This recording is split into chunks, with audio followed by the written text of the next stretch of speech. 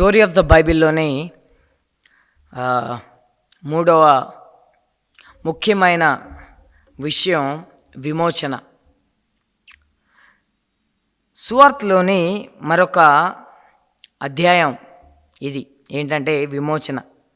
సాధారణంగా విమోచన అంటే దీని అర్థం ఏంటంటే బందీగా ఉన్న ఏదైనా ఒక వస్తువుని కానీ లేదంటే ఎవరైనా ఒక మనిషిని కానీ కొంత వెల పెట్టి, కొంత అంటే దానికి సరిపడా వెల పెట్టి వెల చెల్లించి వాళ్ళని విముక్తులుగా చేయడం, వాళ్ళని ఫ్రీ చేయడం, ఫ్రీడమ్ ఇవ్వడం.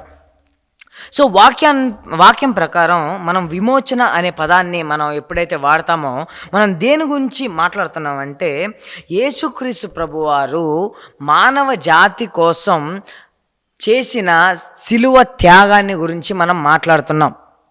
అక్కడ మనకి విమోచన అనేది దొరికింది. మనల్ని విమోచించడానికి తన ప్రాణాన్ని వెలగా పెట్టి పాపానికి పరిహారంగా వచ్చిన మరణాన్ని, అలాగే దాని బంధకాల నుండి విడిపించిన కార్యం గురించి మనం ఈ యొక్క విమోచన అన్నప్పుడు మనం మాట్లాడుతున్నాం. మనం మొదటి నుండి కూడా ఆదాము పాపం ఎలా మనుషులకి సంప్రాప్తమైంది అనే విషయాలని మనం బైబిల్లో చూస్తాం. దేవుడు స్త్రీ సంతానం గురించి వాగ్దానం చేసిన తర్వాత చరిత్ర మొత్తం కూడా ఆ స్త్రీ సంతానం ఎవరు అని చెప్పేసి ఎదురు చూస్తూ ఉంటున్నారు. దేవుడు తన సమయానుకూలంగా ఆయన గురించి ప్రవక్తల ద్వారా, అబ్రహాముకు చేసిన వాగ్దానం ద్వారా, ఇస్సాకు, యాకోబు వీళ్ళందరి ద్వారా ఆ స్త్రీ సంతానం గురించి బయలుపరుచుకుంటూ వచ్చాడు. ఆ స్త్రీ సంతానం కన్య గర్భం నుండి వస్తాడు, దావీదు వంశం నుండి వస్తాడని, అలాగే ఆయన రాజు అని, అలాగే ఆయన శ్రమలు పొందుతాడని, అలాగే ఆయన రాజ్యం అనేది నిరంతరం నిలవబోతుంది అని, ఇలా అనేక విషయాలు దేవుడు ఆ స్త్రీ సంతానం గురించి మనకి తన యొక్క పరిశుద్ధ లేఖనాల్లో బోధించుకుంటూ వచ్చాడు, లేదంటే రివీల్ చేసుకుంటూ వచ్చాడు.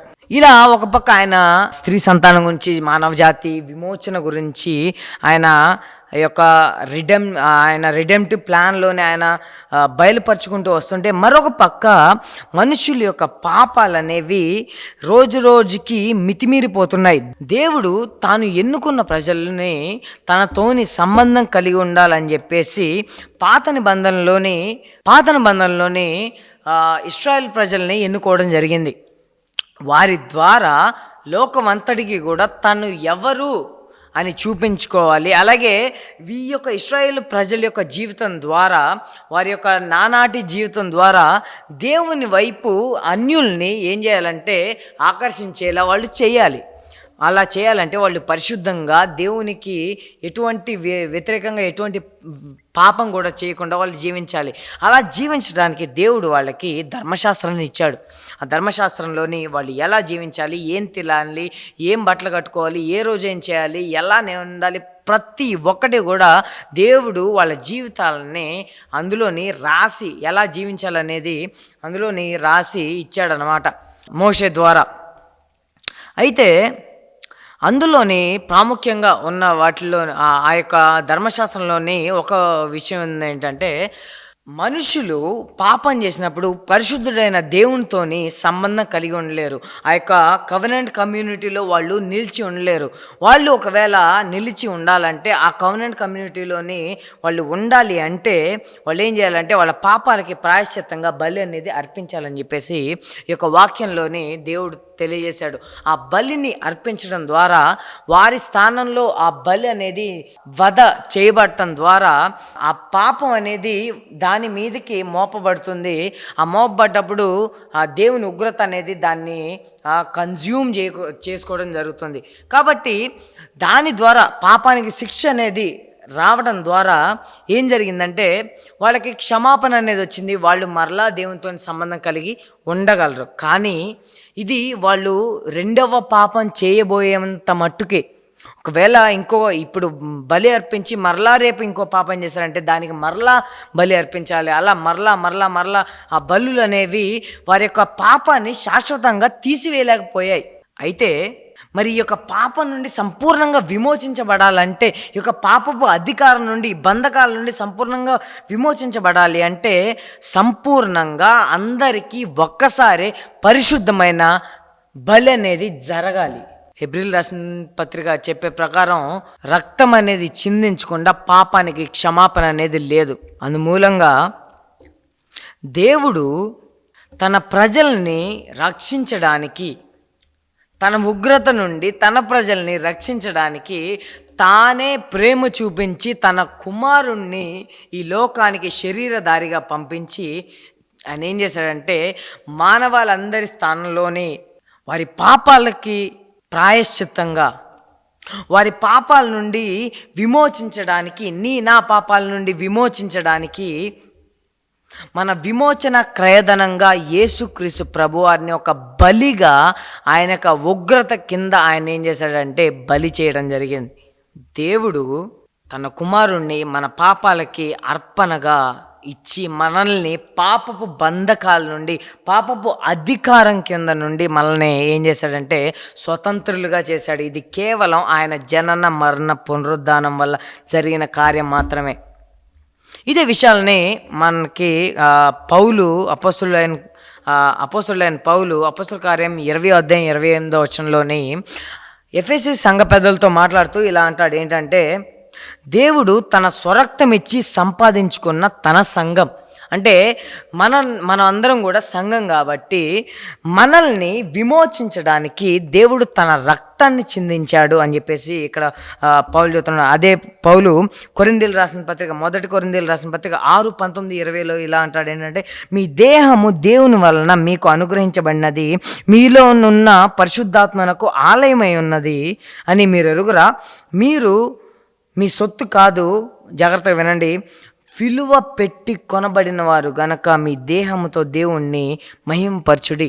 ఆ విలువ, మనం విలువ పెట్టి కొనబడ్డాం. మన యొక్క బానిసత్వం జీవితం నుండి ఎంతో అమూల్యమైన విలువ పెట్టి మనం కొనబడ్డాం కాబట్టి ఆ కొనుక్కున్న ఆయన సొంతం మన జీవితాలు అనేవి. ఇప్పుడు ఏంటి అవి ఎలా అంటే యేసుక్రీస్తు ప్రభువారి యొక్క పరిశుద్ధమైన రక్తం. ఆయన ప్రాణం పెట్టి మనల్ని కొనుక్కున్నాడు, ఆయన ప్రాణం పెట్టి మనల్ని విమోచించాడు. కొలసీలు రాసిన పత్రిక 1:13-14 ఇలా ఉంటుంది, ఆయన మనలను అంధకార సంబంధమైన అధికారంలో నుండి విడుదల చేసి తాను ప్రేమించిన తన కుమారుని యొక్క రాజ్య నివాసులుగా చేసెను. ఆ కుమారుని యందు మనకు విమోచనమును అనగా పాప క్షమాపణ కలిగి ఉన్నది. తన కుమారుడు చేసిన త్యాగం మీద మనం కేవలం విశ్వసించడం ద్వారా మనల్ని మనకు పాపక్షమాపణనిచ్చి విమోచన దయచేసి తన రాజ్య వారసులుగా చేసుకున్నాడు దేవుడు. ఇది దేవుడు చేసిన కార్యం, మనల్ని విమోచించాడు ఆయన. మనిషి పాపం యొక్క బానిసత్వంలో ఉన్నాడని చెప్పేసి రోమీయులకు రాసిన పత్రిక మనకు స్పష్టంగా తెలియజేస్తుంది. ఏ భేదం లేదు, అందరూ పాపం చేసి దేవుడు అనుగ్రహించి మహిమను పొందలేకపోతున్నారు. ఆ పాపం వలన వచ్చిన జీతం ఏంటంటే మరణం. అదే పాపం వలన వచ్చిన జీతం ఏంటంటే మరణం. యోహాను భక్తుడు ఇలా అంటాడు, ఏంటంటే పాపం చేయు ప్రతి వాడును అపవాది సంబంధి, అంటే అపవాది అధికారం కింద ఉన్నవాడు. పౌలు ఇంకో మాట ఏమంటాడంటే పాపం చేసేవాడు సాతాను యొక్క కుమారుడు, సన్స్ ఆఫ్ ద డిసోబీడియన్స్ అని చెప్పేసి ఎఫెసీయులకు రాసిన పత్రిక 2 అంటాడు. పాత నిబంధనలు కూడా ఇదే విషయాలను బోధిస్తుంది. ఆ విషయాలని మనం చూస్తాం. ఆదాము పాపం చేసి దేవునికి దూరంగా అయిన తర్వాత ఆయన మనిషి పాపం ఎంతగా పరిపక్వమైందో మనం చూస్తూ ఉంటాం. వీటన్నిటిని బట్టి మనకు అర్థమయ్యే విషయం ఏంటంటే మనిషి పాపం యొక్క కంట్రోల్లో ఉన్నాడు, మనిషి పాపం యొక్క బానిసత్వం కింద ఉన్నాడు. పాపం చేయకుండా ఉండలేకపోయేంతగా దానికి వ్యసనాక్రాంతుడుగా మారాడు. అలా పాపంలోని బానిసత్వంలో చచ్చి ఉన్న స్థితిలో ఉంటున్న మనకి దేవుడు శాశ్వతంగా దూరమైన మనకి ఆ పాపానికి మనం కష్టపడి సంపాదించుకున్నది ఏంటంటే నిత్య మరణం. ఈ విషయాన్ని ఎఫెసీయులకు రాసిన పత్రిక 2:1-4 చూస్తాం. అది న్యాయంగా మనకి వచ్చింది ఏంటంటే దేవుని యొక్క ఉగ్రత.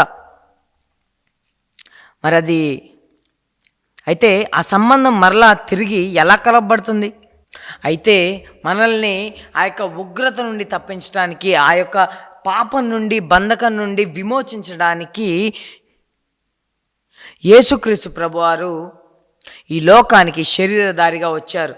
మనకి రక్షణ ఇవ్వడానికి, మన కోసం మన స్థానంలోని చనిపోవడానికి, మన పాపాలకి క్రయధనముగా ఆయన రక్తాన్ని చెల్లించడానికి, మనల్ని విమోచించడానికి ఆయన ఈ లోకానికి వచ్చారు. అది కేవలం యేసుక్రీస్తు ప్రభువారి యొక్క విధేయత వలన మాత్రమే. సార్వభౌముడైన దేవుడు తన్ను తాను రిక్తునిగా చేసుకొని తాను సృజించిన సృష్టిలోనికి వచ్చి తన సృష్టిలో ఉన్న మనుషుల్ని విమోచించడానికి తానే మనిషి శరీరాన్ని ధరించుకొని తన నిత్యత్వాన్ని కలుపుకొని ఎన్నడూ ఆకలిగొన్న దేవుడు ఆకలిగొని, ఎన్నడూ అలసిపోని దేవుడు అలిసిపోయి, ఎన్నడూ సమయాల్లోని కాలాల్లోని పట్టజాలని దేవుడు చరిత్రలోనికి దిగి వచ్చి నా పాపాల కోసం నిన్ను నన్ను పాపం నుండి విమోచించడానికి ఆయన ఈ లోకానికి వచ్చి జీవించి మరణించి పునరుద్ధానుడై తిరిగి లేచి ఆరోహణమై వెళ్ళి తండ్రి కుడిపాశాన నా కోసం విజ్ఞాపన చేస్తున్నాడు. ఆయన త్యాగం వలన మాత్రమే మనం ఈరోజు మరలా తండ్రి దగ్గరికి మరలా తిరిగి సత్సంబంధాన్ని కలిగిన వ్యక్తులుగా మనం ఆయన దగ్గరికి రాగలం. ఇది కేవలం ఆయన యందు విశ్వసించడం ద్వారా మాత్రమే జరిగింది. మనల్ని విమోచించేది క్రీస్తు మాత్రమే. విమోచన ఆయన యందు విశ్వసించడం ద్వారా మాత్రమే. అందరికీ వందనాలు.